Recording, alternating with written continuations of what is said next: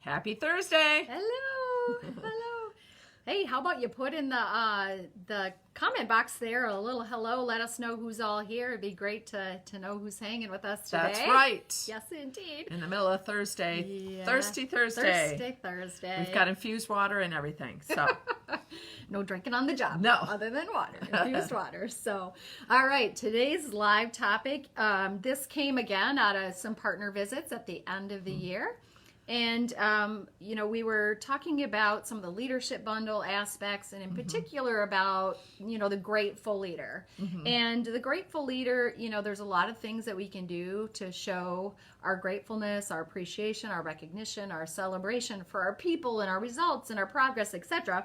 And one of the recommendations that we have is related to requiring thank you notes. That, anything in the leadership bundle where we would say we're trying to get synergy around it, and we're trying to get a lot of leaders to all be doing the same thing and create the standard work of leaders, in essence, those are required because it's a standard. It's how we do it around here. So in particular, when we were talking about this related to thank you notes and whether or not they should be part of the leadership bundle and standardized, is that if we require them, then are they really not as impactful? Or does that diminish the value if they're required? Does it take away their sincerity if they're required? And that question actually comes up a fair bit when discussing should it be part of the leadership bundle. And so when we use the word required, we also, oftentimes say, actually, we should switch that for mandatory. We call that the M word, that it's mandatory. So, and the reason for that is there was some research done, many years ago that said if you say something is expected or required, our brains don't say, I must do it. But if we say it's mandatory, then our brains say, I must do it, right?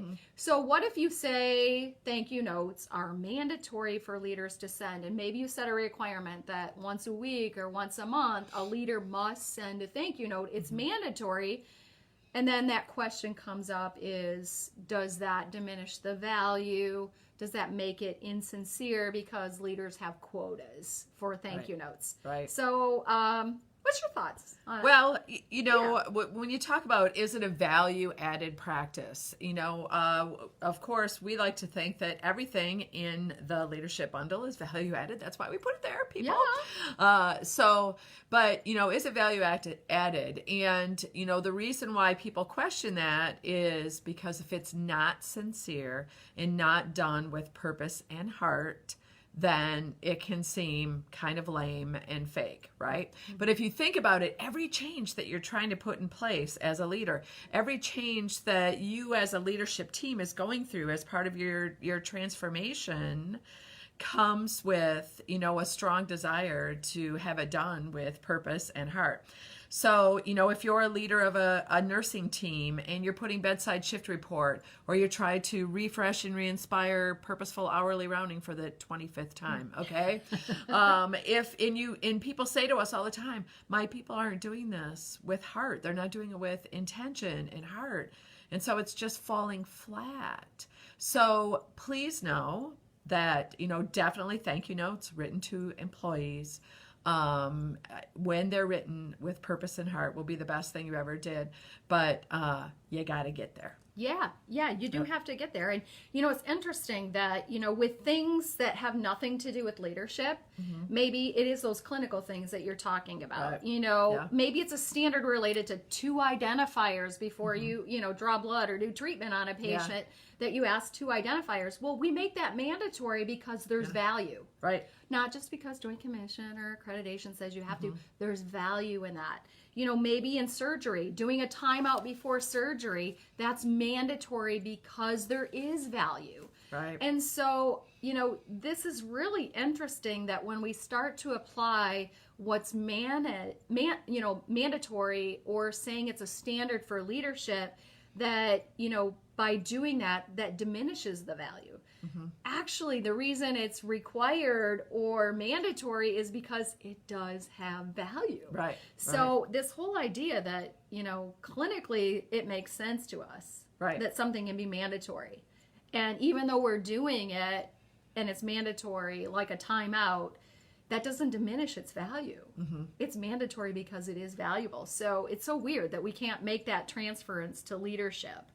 So Absolutely. yeah, and there are leaders, this. I mean, let's say an organization says, yes, it is in our leadership bundle. We are going to require leaders. It's mandatory that a leader sends a thank you note, when you do that, you know that there's still going to be a certain group of people. Oh, yeah. There's going to be a certain group of people that are just going to go through the motions. Yep. Right? Yep. And so maybe they aren't going to do it with purpose and heart. Yeah. Maybe they are going to just go through the motions and tick it off their to-do list and do the minimum. Yep.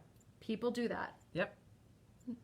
I hate to say that, but people do that, right? There are those people. Yeah, there absolutely. are people that will just do that minimum. Yep. And so that's, I think, what might be part of that negativity screams at us, positivity only whispers, is that the negativity from that small segment of individuals who might be just going through the motions and doing it, to get it off their to-do list and not really doing it with purpose and heart, it kind of clouds the whole requirement and the whole meaning and value behind it for the whole thing. Right. And what's trying to be accomplished. But anyway, that's kind of one of the thoughts I had on it too, is that, that the bad apple might spoil the bunch. Toxic.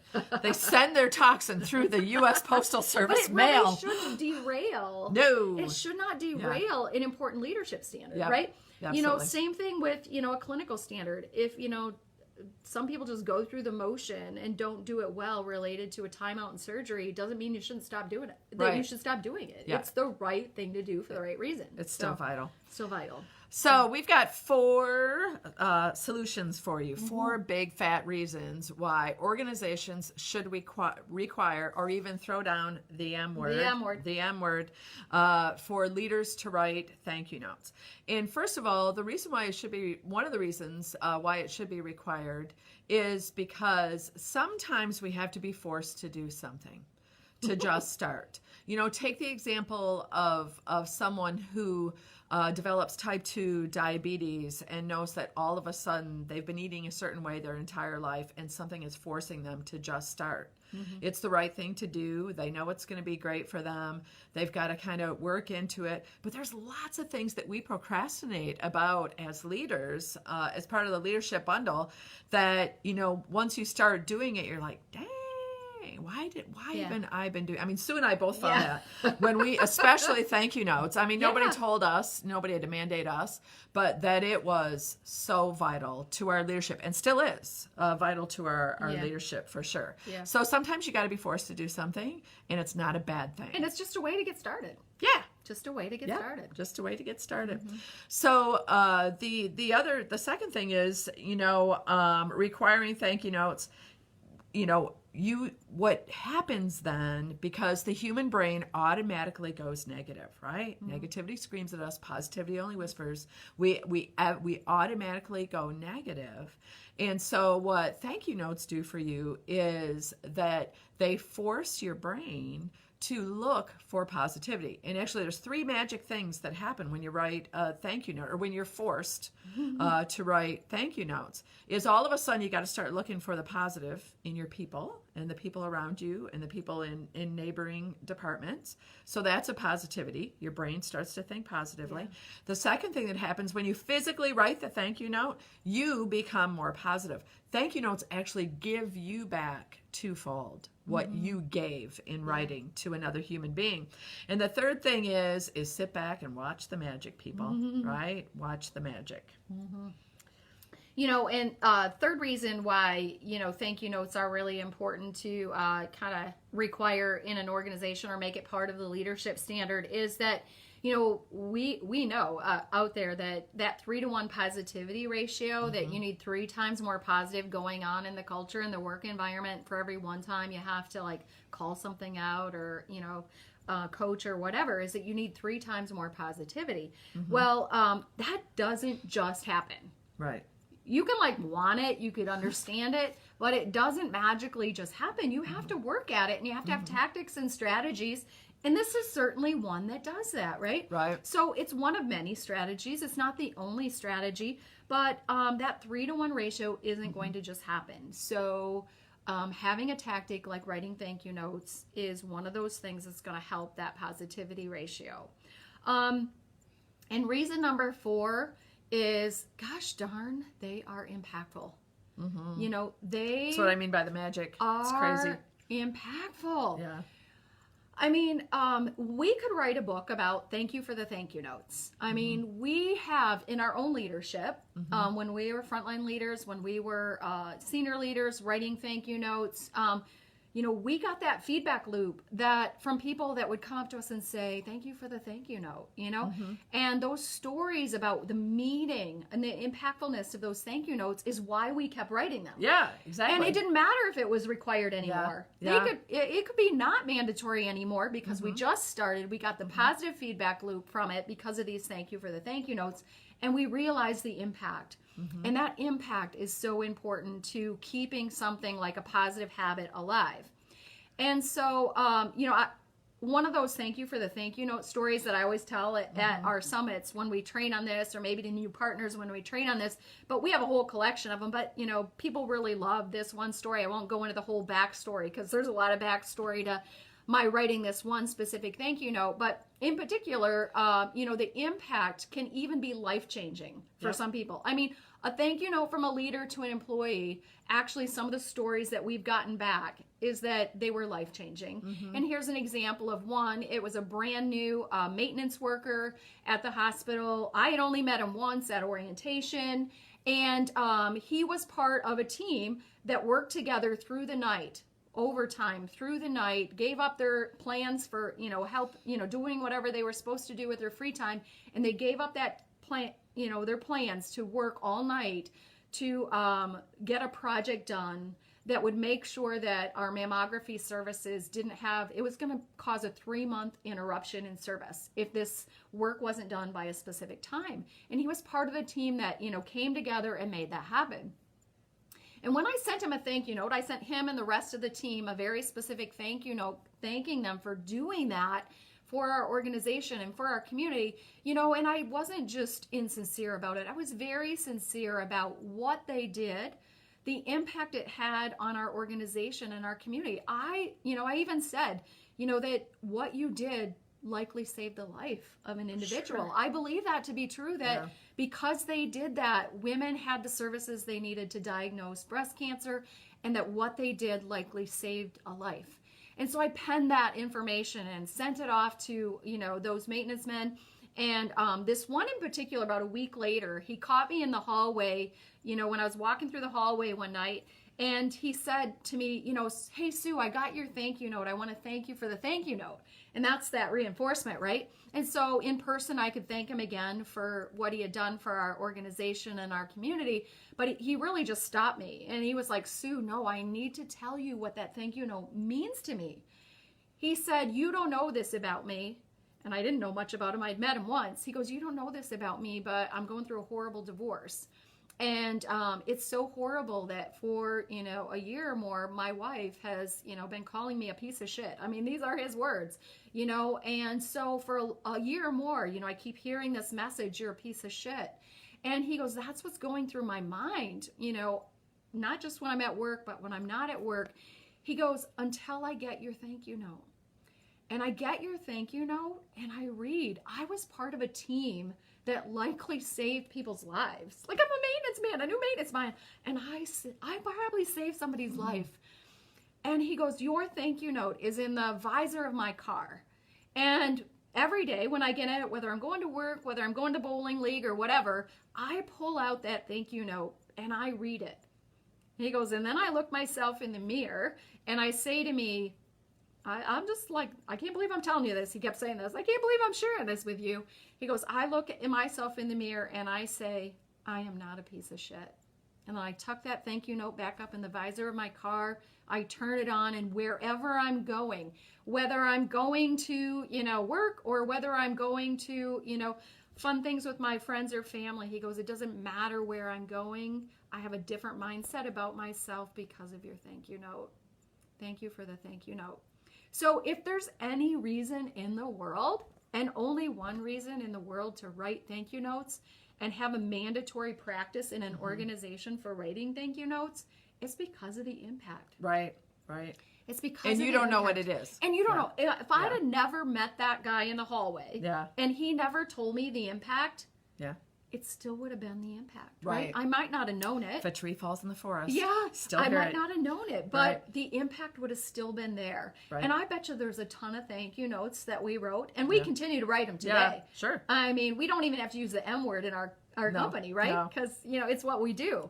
They're so impactful, And so in an organization, optional tactics will lead to suboptimal results, right? So optimal tactics lead to suboptimal results, and you don't get the synergy. You don't get that consistency, and you don't get that, switch turned on that keeps the positive reinforcement coming.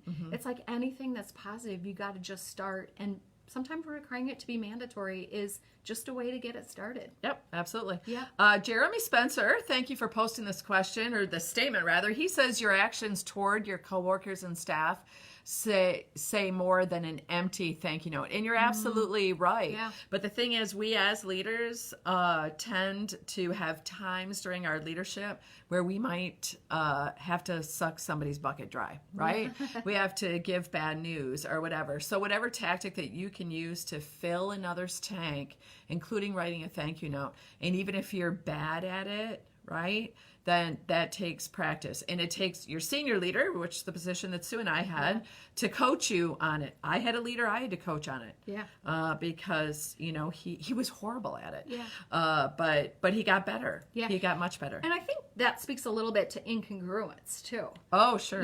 Like if you sit there and you carefully pen out the right words and sincere and thankful appreciation and meaningful and whatever, and you send that off, but day to day, you're not living. You're crabby. And not approachable. A spirit of gratitude. Yeah. Then that incongruence is going to show. Like somebody's going to get that thank you note, and no matter if it's the exact right words, they're going to go, this isn't really congruent with your that actions person that I know. Right. Like I don't know them to have that grateful heart. But the important part about that too is, we've had leaders tell us that just through the practice of writing the thank you notes, it started to change their spirit about gratitude and recognition and appreciation. We had a leader that said that. He was almost close to retirement. And he said he was actually a foundation director, and he was close to retirement, and he's learning all these new leadership tactics at the very end of his career, and now it's mandatory that he does these things that he's never done in his career.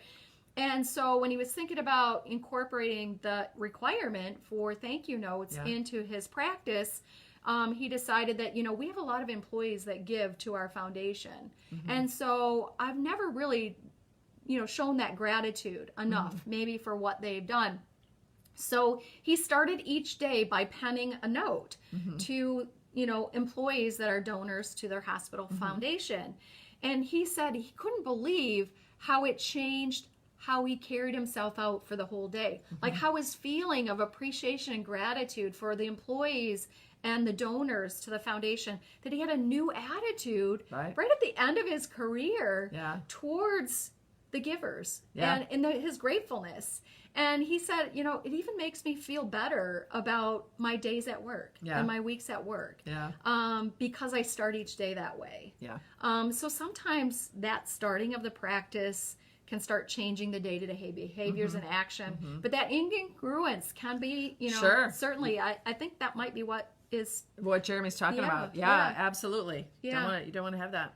So our call to action for you today, next week, Susie is going to be turning her face to the sunshine in Myrtle Beach. And so I'll do both lives next week. They will be on Tuesday and Friday. I'll post them this weekend, so you can look forward to that. And we really want to encourage you to go to our website, which is capstoneleadership.net. www.capstoneleadership.net. We have a great page of our training events, and we offer both a C-suite retreat, which our topics this year are on extreme ownership. What does your organization have to do with the Navy SEALs? Find out. Okay? Find out. And also our summits. And during our 2.5-day Capstone Leadership Summit offered in Galena, Illinois, and Eaton Rapids, Michigan, at stunning places in 2019. places. Oh yeah, Yeah, we're excited. yeah. They're our favorite places to go. So when you attend a Capstone Leadership Summit, you get the entire framework and the leadership bundle that we've been talking to you about during live. You learn the whole thing. So come away transformed with your personal leadership. Absolutely. All right, guys. Have a great weekend. Super. Bye-bye, everyone.